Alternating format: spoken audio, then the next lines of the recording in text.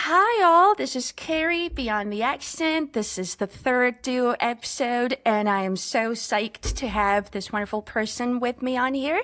Her name is, how do you say your name? Do help me out. What's your name again, my friend? Yeah, sure. My full name is Anita or Anita with a Da D. da da da. Yeah, Right? That's my preference. yeah, which I don't like, honestly.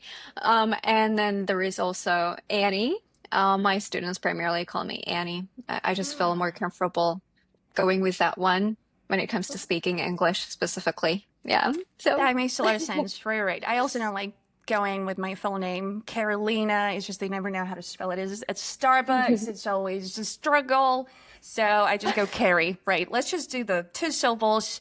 That's the way to go. So I'm with you on that one. Let's take Annie on board. So Annie is with us today, and she is a marvel to me for a lot of reasons. But one of them is she teaches pronunciation, but not just pronunciation, you folk. She's never made up her mind as to what kind of pronunciation, what kind of accent she's going to go with. She kind of went in both directions all at once. So she's the unicorn of pronunciation coaching. She teaches both American and British, right? I mean, the rest is, I don't know. We're probably going to get into it. Probably there's more to it, but these are the certainly, yeah.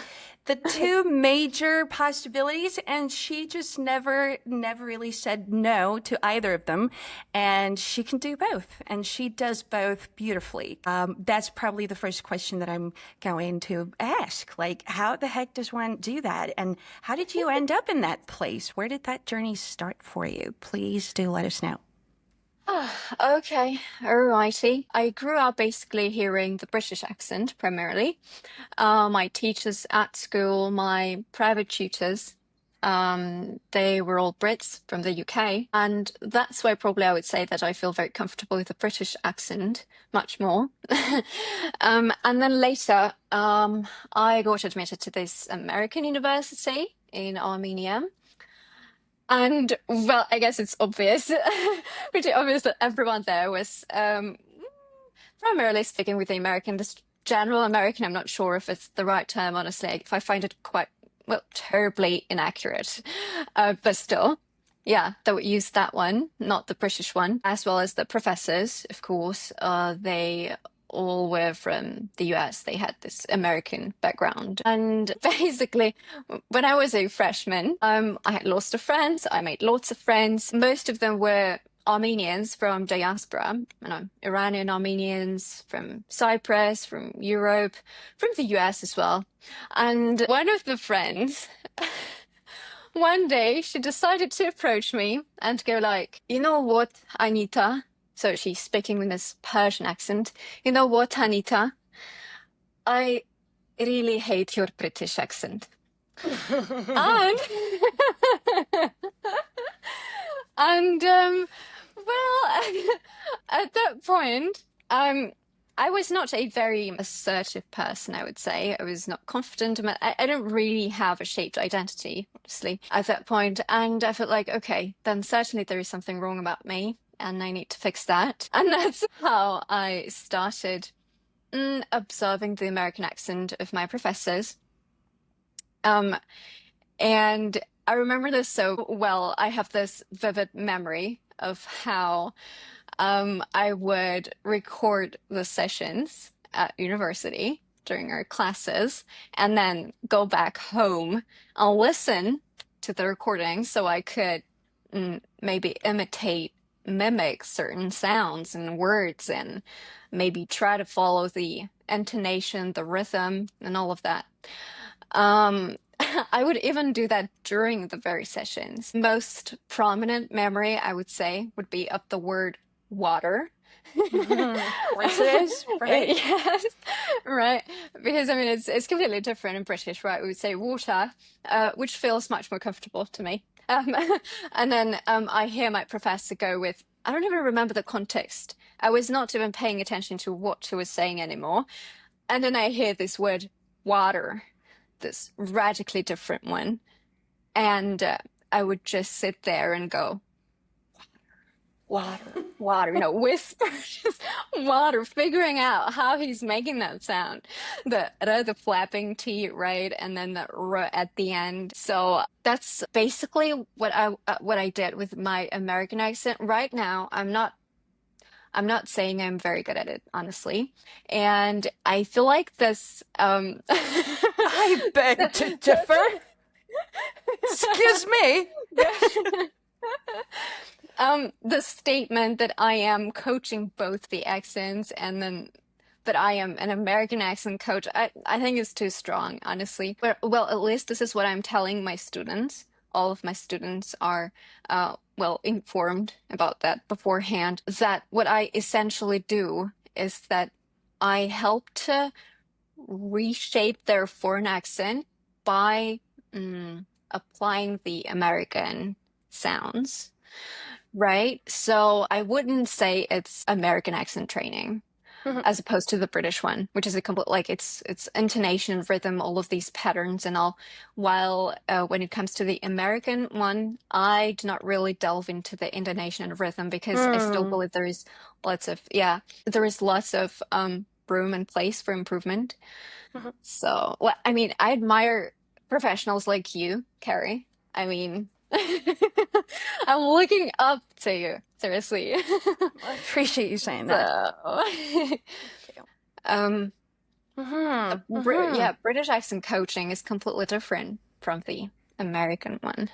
Gotcha. Okay, so there's a certain hierarchy as to, Yep, yep. right, as to the skill set that you've developed throughout the years, and as to, well, first of all, the British skills you've just got.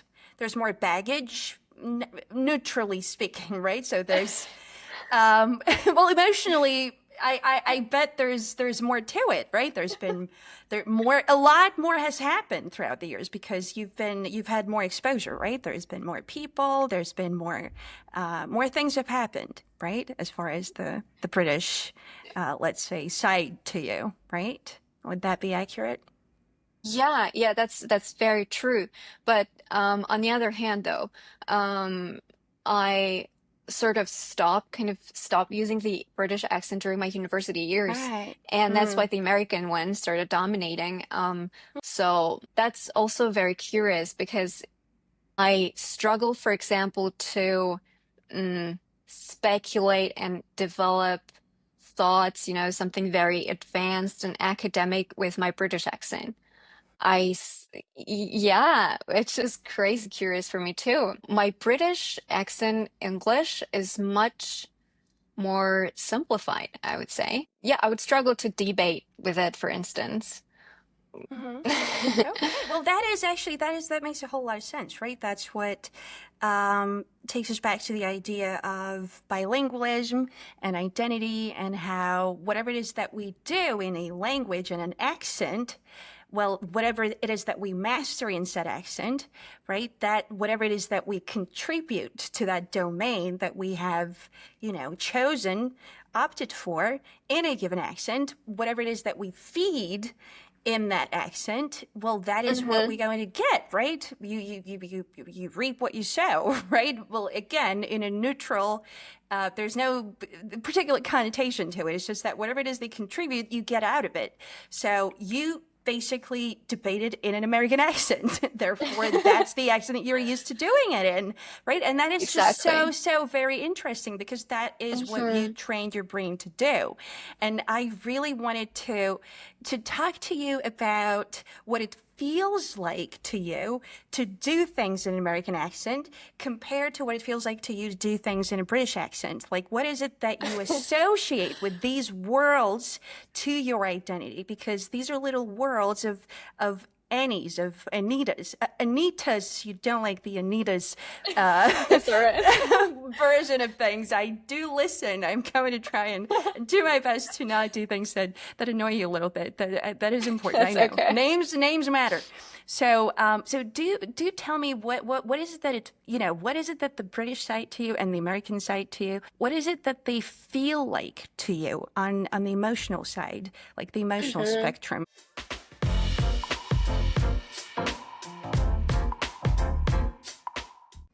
Right. Sure. So in terms of the British one, I think the British speaking Anita is much more reserved and calm in a way. Um, I believe I am also much more organized when I think with a British accent too. Yeah, like when it comes to structuring my day, scheduling and all of that, I think with a British accent, I might say something can slip, saying something as you do the scheduling. I'm also using the British accent, but um, the very second I am experiencing maybe this emotional messiness, if I could say Hmm. so, that's the American English. It's yeah, it's more about being messy, spontaneous, I would say very chatty, I guess, more liberating because after all I express myself more with the American accent rather than the British one. So I think I could say so. Yeah. Oh, So that's so cool. Right. That is yeah. why I always vote American. But even though I love the Brits, but I'm more of the observer. I'm like, I love this. I could never be that. I love this. Good for you Um, people. Right. But I'm also like I'm the secret, well, not so secret because I talk about it too much, but I'm the admirer of the Irish production. I just like ooh, yeah, I okay. can't get enough of it. My good Lord, right? Well, so I guess there's a lot of reasons why, but it's mostly got to do with the male production of it. So there's the actors, there's the faces, there's the characters, there's the movies. So there's all those, it's the there's the fantastical element to it. There's the fantasy that I have of what the Irishness is. And whenever I talk to, say, a Russian American friend of mine who's married to an Irish person and she does travel to Ireland a lot, she's like, Okay. have you ever been to Ireland? I'm like, no. Mm-hmm. Yeah, we got to travel sometime. You tell me what it feels like to you once you've seen it for yourself and heard it for yourself, because it does, it's what I imagine for myself. But in terms of the phonetic, the image that I have built for myself, I'm absolutely in love. But Mm, it's all in my head and my ears, and it's been yeah. enough for me for some time now. But so we've got this calm and this we got organized versus messy. We've got reserved versus emotional. We've got not saying too much versus super liberated to liberating and expressive. And I want to say it all. So and that is so interesting. And those are kind of those are the extremes. If we were to look at things on a spectrum, almost. So. I love that. So how like do they echo each other like those parts of you? Because that's a bit bipolar almost. It's like well honestly Yes, yes, it's like, yeah, I don't want to say anything. I'm gonna say it all. I'm gonna be emotional. Yeah, you know what? I'd rather not say it. So but I guess what I want to say is how do they neighbor each other? Like how is it that is it like one part is dormant? How do they yes. talk to one another? And there's also the Russian part and the Armenian part. Yep. There's also the Yep. other languages in there. So and there are a lot of people like us out there. It's not a super tiny percentage. So it's normal. It's normative. Let's put it that way. We're not Hmm. crazy. so so I really Absolutely want so. us to share those little experiences. So how does that conversation inside your head, what does it look like is what I wonder. Hmm. And when you do pay attention to it, because most of the time it just does happen and you don't really pay much attention to it, I imagine. But when you do, what's it like? Tell me. Mhm. Okay, so the first thing that comes to my mind is this research that I had come across probably a while ago. I don't even remember who exactly was the author. Um, but I remember this quote, maybe it goes just along the lines that a multilingual does not equal multiple monolinguals. Hmm. So, because and I honestly believe in this, um, because monolinguals they would be isolated in this case, right? They Mhm. cannot really create these connections between languages. In my case, I do have this deep connection. Every single language I have, they all of them are interconnected, and I love to think of them as of rooms that I'm carrying in my home, in my being. Mhm. But the rooms have these, what can I call them? Like tiny fairy doors, the ones that they use Mhm. for decor. Aw. That yeah, and they're always open. And this is why all of them have access to each other. Mhm. Um, Yeah. Sometimes that gets messy, yeah, that gets really messy. And as I go with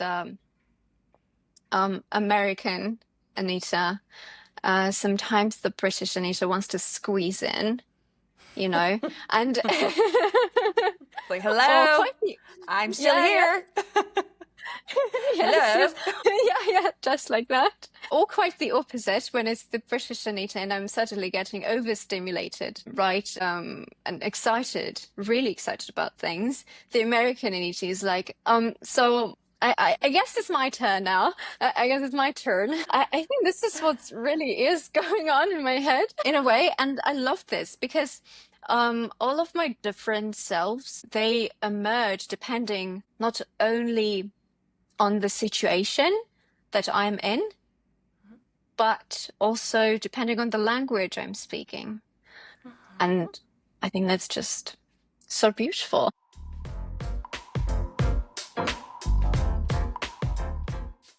If I had stayed rooted in just one language, I think I would have only known a narrower version of myself.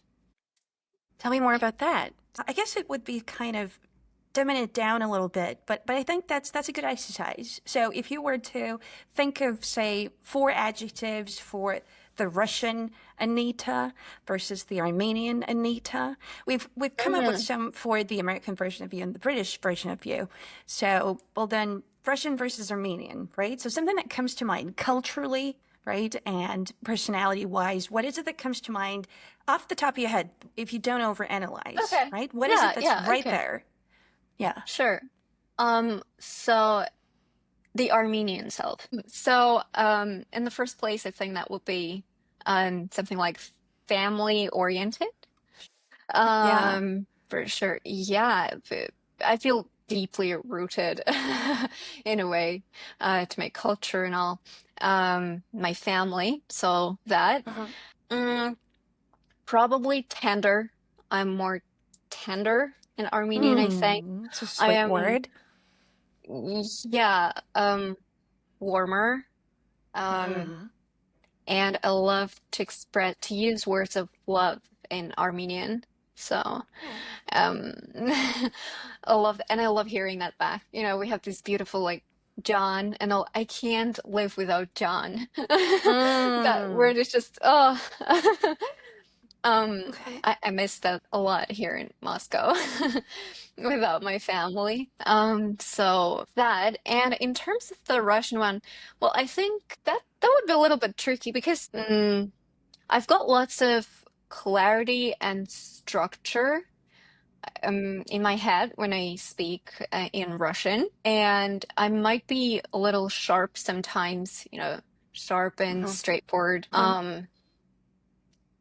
So direct, I guess. Yeah. I Mhm. mean, this Mhm. sort of stuff. Interestingly, at the same time, I'm also quite hesitant in Russian. Um, because subconsciously I'm trying to be a people pleaser in Russian. I've noticed this. I'm not a people pleaser in Mm. any other languages. Um, because I Mhm. perceive aggressive behavior and confrontation in Russian in Mm. a different manner. Um, Gotcha. it's Mhm. much more violent. Oh, I bet it is. So I'm trying to avoid it, and that's why I guess the people pleasing comes to the Gotcha. surface.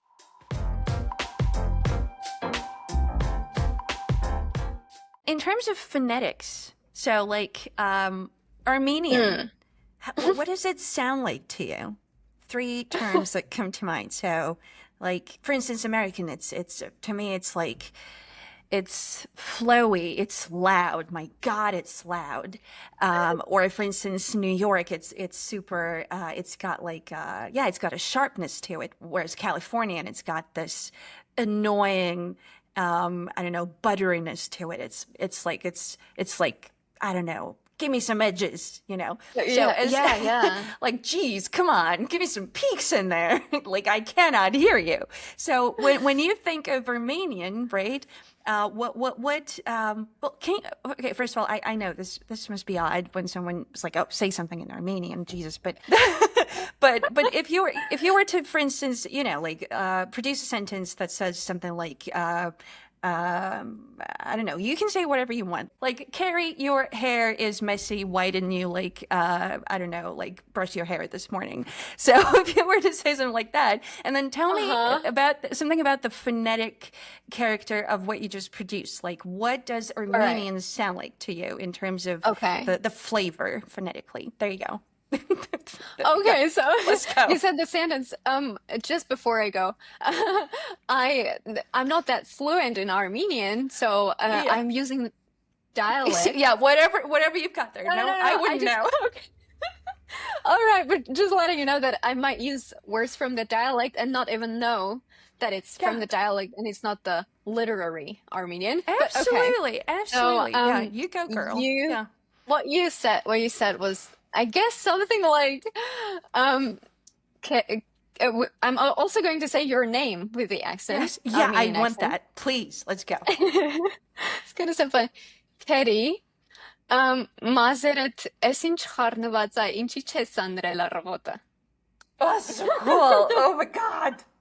All right. So how would you, yeah, what is that to us, to the ears of yours? It's actually, now after I said this, I think it's a mix of rough and musical, honestly. Mm-hmm. Dun, Yeah, dun, dun, dun. Mm-hmm. right. And because Armenian features quite a high number of consonants, I think that's why it sounds a bit rough, like Mm-hmm. this khzbzat. Like Yeah. we actually have a word khzbzat, literally khzbzat. I mean, I khzbzat. love that. All right, all right. Yeah. Well, that's the eastern portion to it, I right? Yeah, guess, yeah. yeah, I love that. Right. Mm-hmm. Mm-hmm. right. Cool. But at the same time, there is this music to it.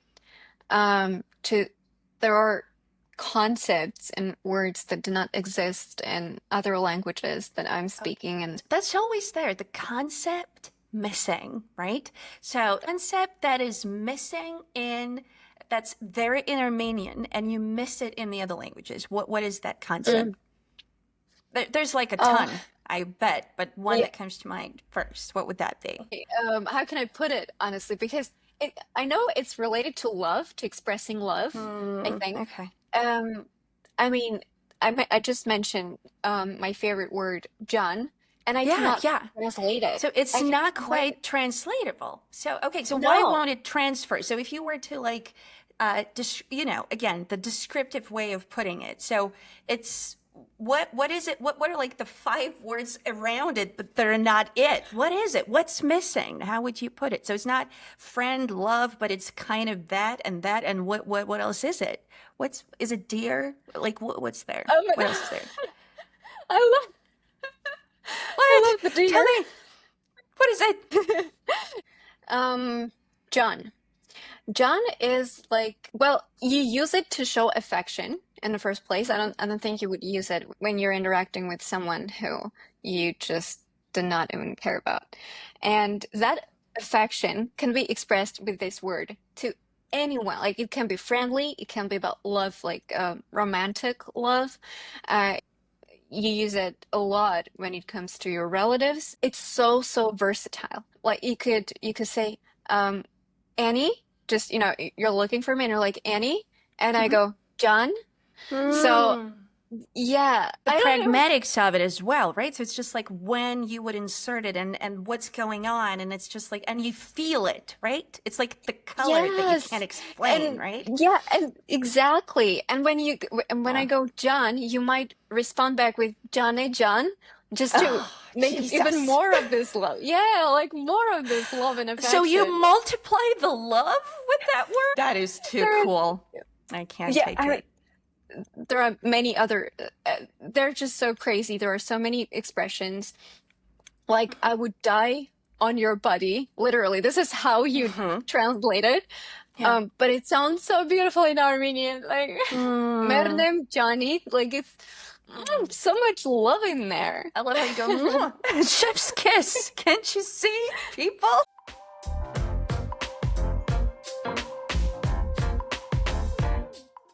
So there's some questions that are more that are a little less conventional, and you are very unconventional, and I love that. So I want to ask some unconventional stuff of you, if that's okay. So, tell me this. So, like, has working with pronunciation and accents, as a student, right?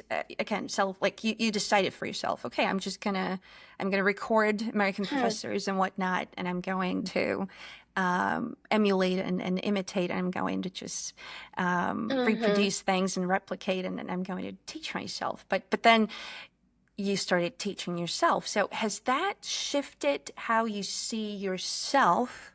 Like how you show up in different spaces, how you show up in different countries, how you show up in different contexts, how you look at other people, how you look at other people's voices, how you look at other people's accents, how you look at the word Hmm. accent per se, at other people's attitudes towards accent. Like, how has that changed you? Because I know it changes people once they start teaching. If it doesn't change them, then something's not right. Okay. All right.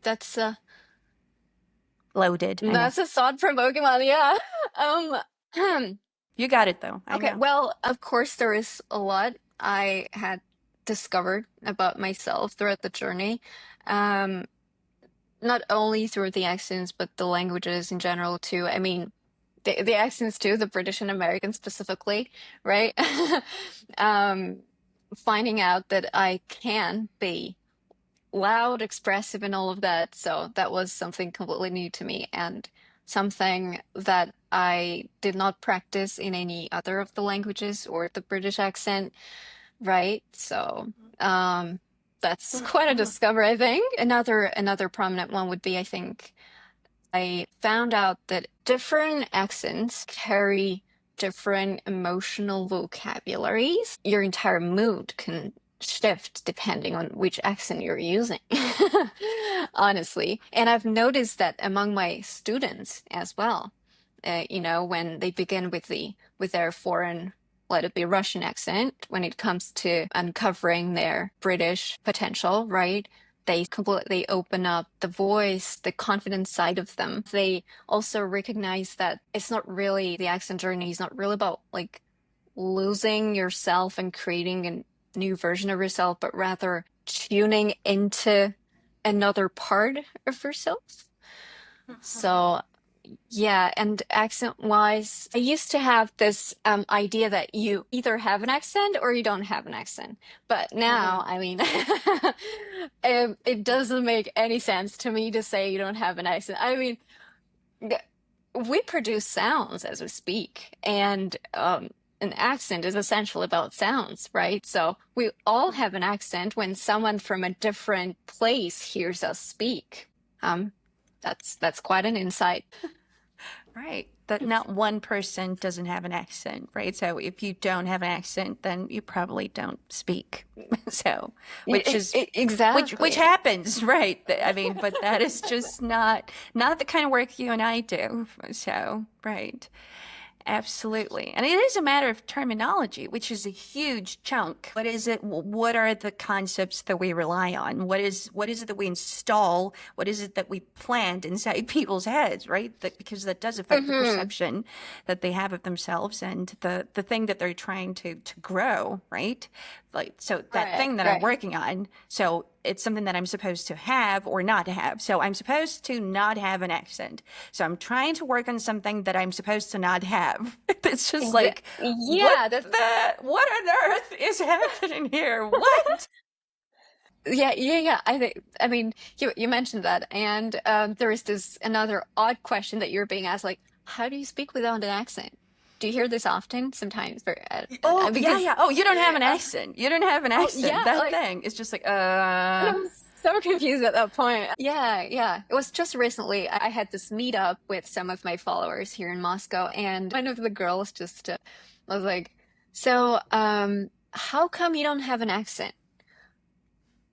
Well, first, yeah.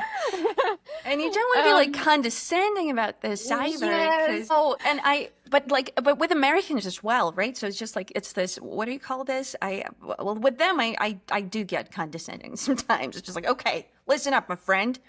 The whole just like because I think it's just like that's all right because it's what you call the main character syndrome. It's like if you're American, you don't have an accent. If you're anyone but, then everyone else in the world has an accent. British accent, Australian accent, Irish accent, any other part of the world Mhm. accent. And it's just like, no, no, no, no, no, no, no, no. Hold on. This isn't how this works. No, no, no, no, no, no. This is just not quite it. It's every person on earth has an accent. And it's just like, and if an American that whichever part of the states they happen to be from, if they also wake up to this idea, oh, I also have an accent. They also like Mhm. no longer are under this, weird mythical pressure, like, oh, I'm supposed to sound a certain way, la di da di da. There's a million ways to be, and there's not one way. And it's almost like it almost hurts me to say those things. It's just like it's so trivial. It's of course there's Oh, not one way to be. There's a million ways to be.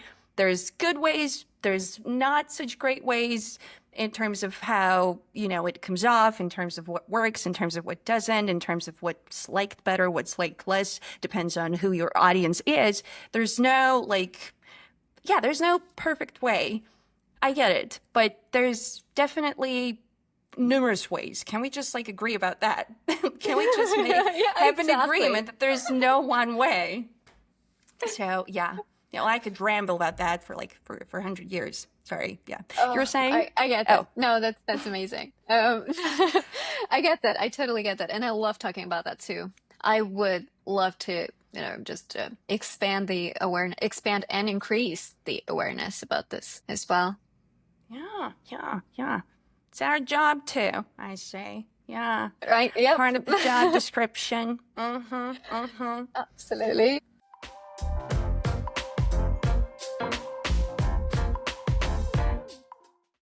Well, speaking of students, since we've mentioned those guys, is there like principle, a grounding principle, some kind of mindset related principle that you keep coming back to, something that gets your students to a place where, they're instantly grounded and they are, Mm. you know, they're no longer in the kind of place that gets them under too much pressure or their mindset is all skewed and they're not focused on the right things. Some kind of quote unquote mantra is or some kind of one sentence that gets them reoriented and focus on what's of importance at a given moment. Well, there is this big struggle of the students to, um, they always think that they should sound right Mhm. rather than sound real. And what I'm helping them with is getting to the point of sounding real, even though we are reshaping their accent, right? We don't Mm-hmm. want it to sound artificial. Mm-hmm. So I am in the first place, I think, reminding them about being, real and not right. There is no right way to it. I'm exposing them to different accents, different sorts of accents, so they're not limited just by one. What we do essentially during the lessons, we create this space where curiosity would replace fear, so we kind of we experiment, we exaggerate. I show them how I exaggerate too, certain sounds and all, the high pitches, low pitches when it comes to the British accent, right? Or when it comes to the American sound, I just exaggerate the mouth movement and all of that. So they can clearly see that it's okay and it's part of the journey. We play, we make this, we turn it into something playful and entertaining. And that's how I can see they are discovering that there is a way to sound like yourself, even when you're completely changing the accent, like reshaping the accent, using and speaking in, Mm-hmm. right? Sounding more whole. Playful, curious. Yeah. Those are the words that I always stick with. It's just like the word Hmm. play itself. Let's play, right? Let's have Yes, some yes. fun with this. As opposed to, okay, well, work. I'm not afraid of the word work. Yeah, let's work at it. As in, yeah, well, it's going to take a bit of work. But yeah, work is a fine word, I guess. What are some of the words that you think are, turn-offs that are actually making things worse, or perhaps, well, first of all, like a native. This phrase, it drives me nuts. It drives me up the wall because it just really, it's so shallow. It's so unhelpful. It's so very much on this. There's no depth to it. Very superficial. Absolutely. Hmm.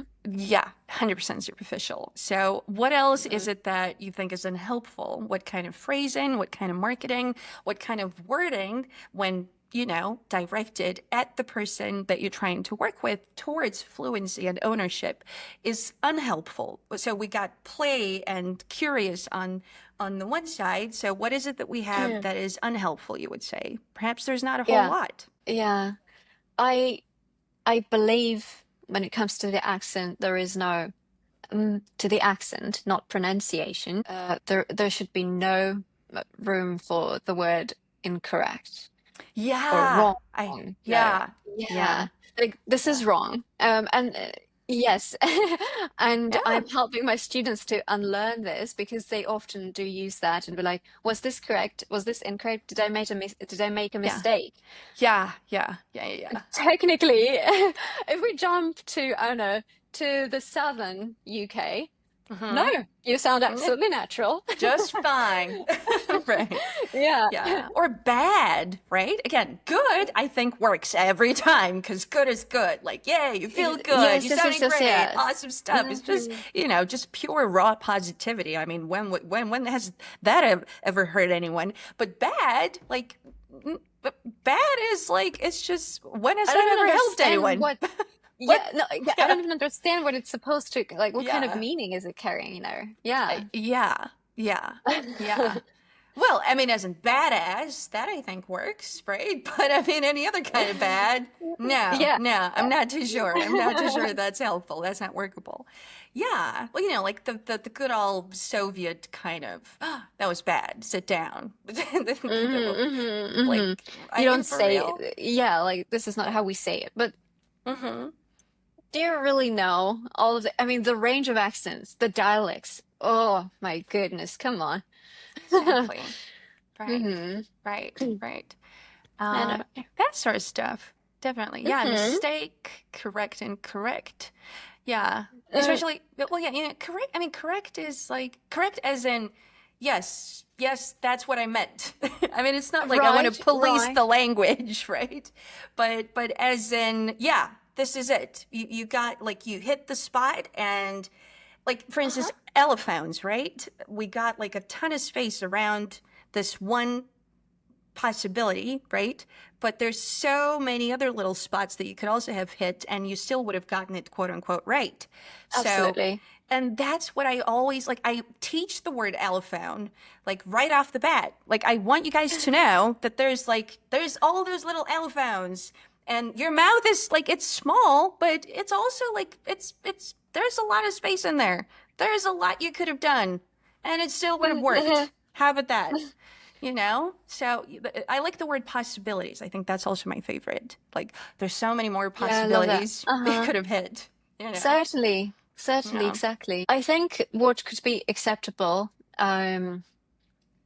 that's similar to the incorrect, I hate that word, but what could be acceptable maybe is the like that sounds a little bit off, but Off. I like when it off. Off comes is to right. yeah, Yeah. I love that too. Yeah, especially Mm-hmm. when we're talking about pronunciation, that sounds when they can really, really affect the way people understand Mm-hmm. you, right? So we really want to help with that too. But that's a different story. That's Yeah, for sure. yeah. And then we got all those Not the suffixes. We got, accent. well, it's off-ish. Like, there's all those little Yes, yes, the ish. softeners. Yes, We've I love been it. gifted the suffixes. We can do so much with them. Yo. Yeah. Kind of, sort of. Yeah. We get in there. Mm-hmm. Yeah. There's so much you can do and mean it too. You're not being like unhelpful. So, Uh-huh. yeah, there's so much to work there too. Yeah, definitely true.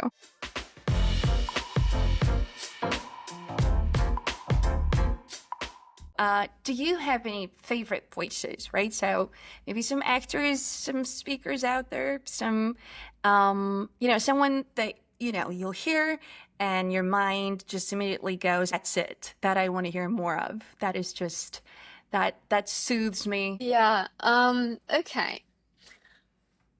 First off, I do not really consume a lot of I mean I do consume a lot of information in English, of course, Yeah. but I predominantly read, I think, Mm.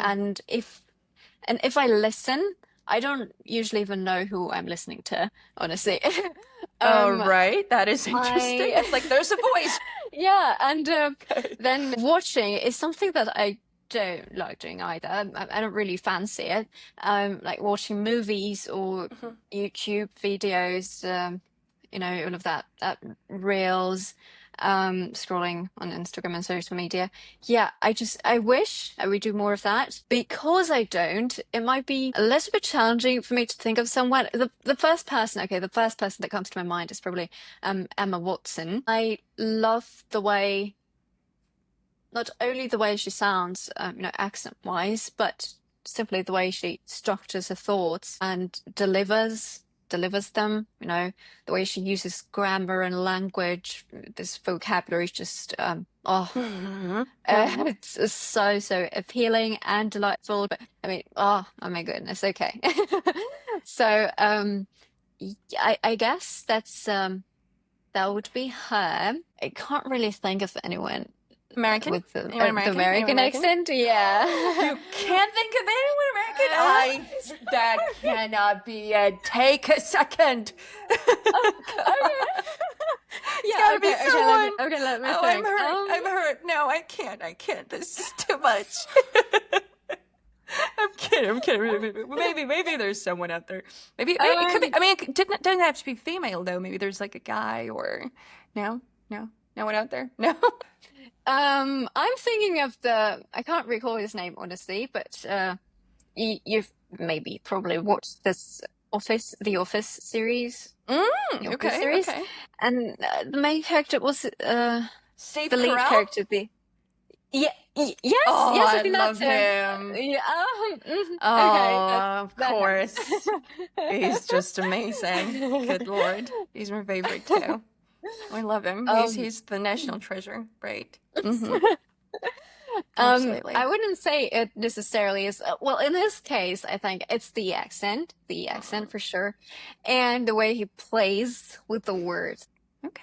Okay. Good. Yeah. I'll take that. I'll Anita? take that. All right. Okay. Okay. So, well then, just one final thing. I got this little playful thingy that I do, the lightning round. You don't think, you just kind of like spit it out. And they're all like they're silly questions, right? So it's not something to actually mull over or like actually think on. So and Okay.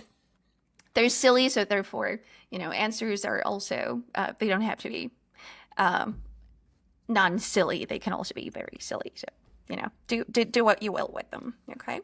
So, All right. All right. all Let's right. see. Let's see.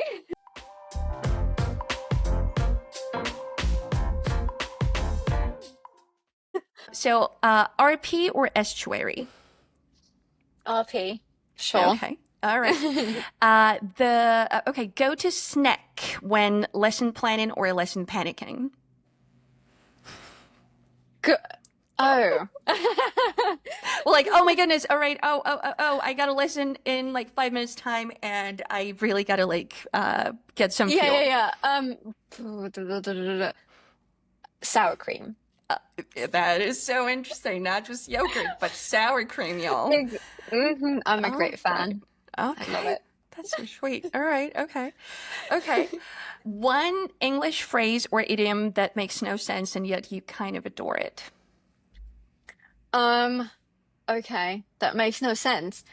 Well, The I first guess, I one, guess there's a lot. even it's I guess there's a lot. Let's think. What could that be? there is a lot, but the first thing that came to my mind, Yeah. even illustrated, I can see the Yeah. illustration. The pigs fly when the Oh, pigs yeah. fly. Yeah. Again, Yeah. Very, that very, one. very weird, that one. Yeah. Okay. Yeah, I mean, it sounds boring, but No, no, no, no, no. I also think of it. I think of it illustrated because it really is. Yeah, yeah. It's an odd one. Definitely, definitely, we'll take that one on board. Another one here. If your voice were a drink, what would it be? drink. A Yeah, drink. a drink. Oh, Yeah, could be okay. a mocktail, a cocktail, alcoholic drink, non-alcoholic drink, anything. Could be a Well, coffee, could be a beer, ginger beer, yeah, whatever. yeah, yeah, yeah. Whatever you want to do with I it. don't know why, but I'm thinking of milk, to be honest. I'm, Yes. All right. But are we talking I like mean, whole because milk or are we talking like one of those alternatives like no, almond? no, not the alternatives. No, I'm No not this. thanks. The real stuff. The real Regular, stuff. yeah, regular cow milk. I mean, white, pure, angelic. This is how I describe it, honestly. All righty. Okay. Okay. I love that. I mean, it's your voice. Come on. Okay. Okay. Most satisfying sound in any language, like click, swish, throat pop, Oh, anything. mm, that's a good one because I have multiple now in my. Um, I think that would. Let me. Uh, I'm juggling the languages now in my head, I bet there's you plenty. are. You got the repertoire. I mean, it's just got too many possibilities there. So do take your time with it. Yeah, sure. Just a second. I think that would be the Brit. I don't know if I can call it British. Well, it does definitely come from the UK. Yeah. The diphthong sound oi, as in like, going oik instead of Alrighty. like. Yeah, that's what I do Oh, sometimes. So I okay. really Okay. like it. This. Yeah, that's right. Okay. Got Yeah, it. Got yeah, it. right. This Love oh it. Love it. yeah. That's a good one. That's a good one. I'm a fan myself. All right, beautiful. Okay, and we got just a couple more. I'm gonna let you go, I swear. All right, one accent that you admire but refuse to imitate in public. Mm. Okay. All right. Like, The African American accent. oh yeah, yeah. Well, that figures. All right, I'm not even gonna I ask you can't. why. Right, it's just no can do. Y'all, no, no, no. But I Good. genuinely absolutely love it. Oh, it's so Uh, cool. Oh, my goodness, right, right. And there's so many as well. Yeah, absolutely. yes, yes, definitely. There are tons of dialects to that one, That's but beautiful. still. Okay, love it. Mm. All right. Okay. Okay, this one's kind of odd. Do your languages ever talk behind your back? Which one's the drama queen? Oh, behind my back, about me. Yeah. Well, I take it that Yeah, it is. Yeah, yeah, you yeah. might be the center of the, yeah, you might be the one they're talking about. Yeah. The Russian language, for sure. That bitch. All right. The Russian one, for sure. Being dramatic, for sure. Oh, insanely, overly dramatic, and very, very demanding, for Mm, sure. mm. Mm-hmm. All right. Well, thanks so much for coming on. This was so much fun. You are a delight to talk to. This was Anita, everyone, but call her Annie, okay? And she is the unicorn of the pronunciation industry, and she does both major accents, British and American, and she does them both beautifully. No matter what she says, don't listen to her rejecting the claim that I just made. And do check out the description to find her on Instagram and whatnot. Thanks so much for coming on once again.